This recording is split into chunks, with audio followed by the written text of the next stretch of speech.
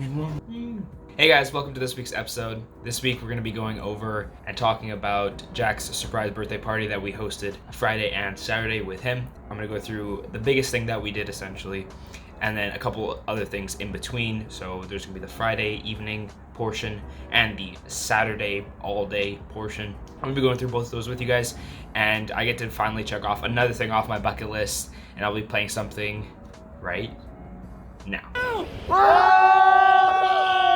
Alrighty guys, with that out of the way, let's get started. So Jack had his surprise birthday party this week, Friday and Saturday. He didn't know anything that we were doing the whole time, so that's how we kind of wanted to keep it through the entire process, and we kind of wanted to make it kind of like a step-by-step, kind of as left field as you can put it. And what I mean by that is that so that he doesn't really expect anything that we're going to be doing. So on the Friday, we were actually working at the studio in the morning. Jack was actually in Chilliwack, so he actually had to make his way back here on Friday so that we could begin the first kind of parts of the birthday. But we were, as I said, we were working at the studio, me and Mark, for most of the day. So Jack got here around 4-ish, and that's when I was getting out of the studio, and Mark had to finish and close up the whole studio and do a bunch of different things. So I took Jack out. We went out for dinner. We had some oysters at H Tasting Lounge. If you guys haven't gotten a chance to go there, strongly suggest it. If you guys like oysters or you like burgers, they have these mini burgers on for happy hour for I think it was $4. Fantastic. The French fries are delicious. Took Jack there first, and then we actually went back home. Again, keeping him guessing. I don't really want him to know what we're doing. We went for a massage at 7 p.m. and Marco was going to meet us there. So we go for the massage. Obviously, it's an amazing massage.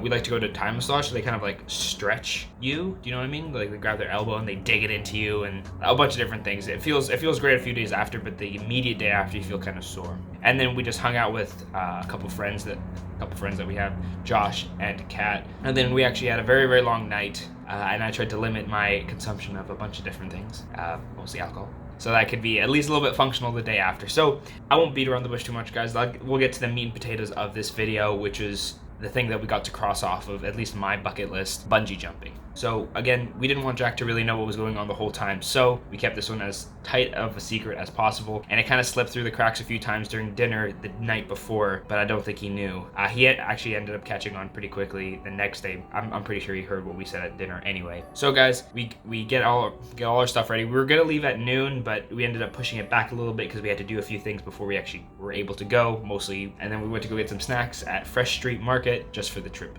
there, and then we were gonna meet up at the McDonald's in Squamish, the one just along the highway. And again, guys, the day was beautiful, super duper sunny. I love the Sea to Sky Highway, especially on super nice days like today and like that day. So it was a beautiful drive up, super duper peaceful. And the bungee jumping, Whistler bungee jumping, is only like 2 hours away from Vancouver. So that was really nice. So we stopped at the Squamish McDonald's for a bit, did the pee poo poo, and we got a little bit of food before we actually went up there. We actually arrived an hour early, and as I said, the drive absolutely stunning. Didn't even seem like there was a cloud in the sky. And then eventually, after a while, we got there. Our jump was at 6. We got there about 5, and we got to see a few people jump off the bridge before us. And honestly, I wasn't really scared when we were planning this and on the way there, but like when you get out of the car and you see the big bridge over this huge kind of like gorge, and you see other people jump, and you're like, you know what, this is kind of scary. I made the comparison to skydiving a few times. I don't know how much they're similar in the way that you're falling, but I think that's basically where the similarities end, because bungee jumping is so much scarier.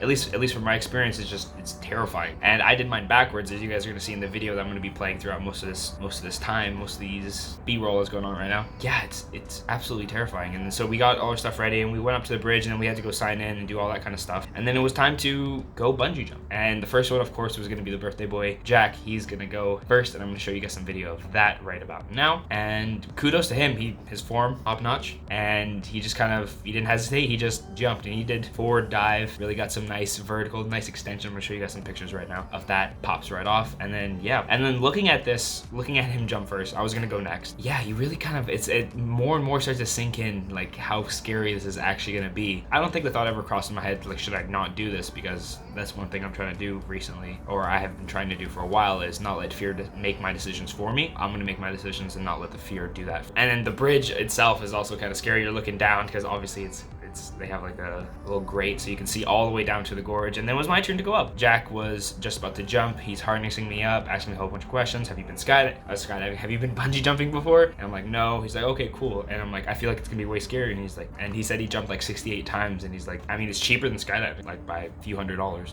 Not a few $100s, like $100-ish. I think the skydive was like $250, $300. I can't remember exactly. But yeah, then it was my turn to go up, guys. And he asked me which way I wanted to jump. I said, I want to jump backward. You sure? And I'm like, yeah. And he's like, okay, so when you jump backwards, I'm gonna grab your hands, I'm gonna raise them up, and then when you jump, stare at me as you fall backwards. And he's like, it's gonna intensify the feeling of falling. I'm like, I don't know if I want that. He's like, try it out, at least for your first time, and then you can, when you come back again, you can make a decision whether you want to do it or not. So I did exactly that. And I'm gonna show you guys some pictures flashing up throughout this kind of video. If you see my eyes looking super duper intense, it's because I'm trying to like keep eye contact with him as I'm falling back. The best example I know is, I mean, I feel like this makes sense, but you know when you just fall asleep and then all of a sudden you wake up because you feel like you're falling? It was like that, but for like a few seconds. I felt like I was continuously falling, and then the bungee cord stopped me, and then I sprung up, and then I'm like trying to grab, like I'm moving my arms, and I'm trying to keep like as calm as possible, and then you swing up and back.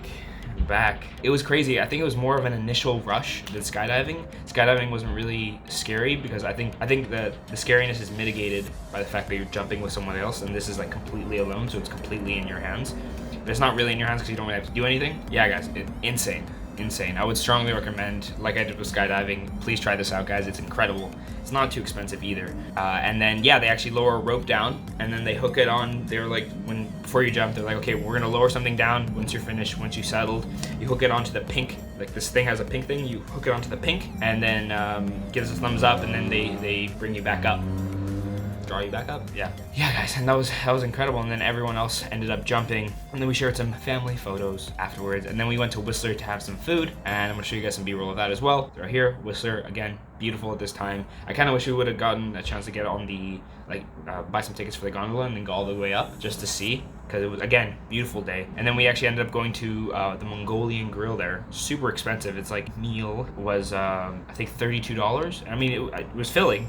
I feel like it's really expensive for that type of food. Anyway, guys, and then after that we drove back here, and then pretty uneventfully got back home, said my goodbyes, and yeah, it was a happy birthday, I guess. Yeah, I'm super excited, and I think we might be going skydiving next week. I'm not too sure, but I'll keep you guys posted. I hope you enjoyed this video, guys. Let me know what you guys want to see next. If you haven't gotten a chance yet, please consider subscribing. We're at 73 subscribers, and I'm trying to get to 100. Alrighty, guys, thank you so much for watching, and I'll catch you guys in the next video. Peace.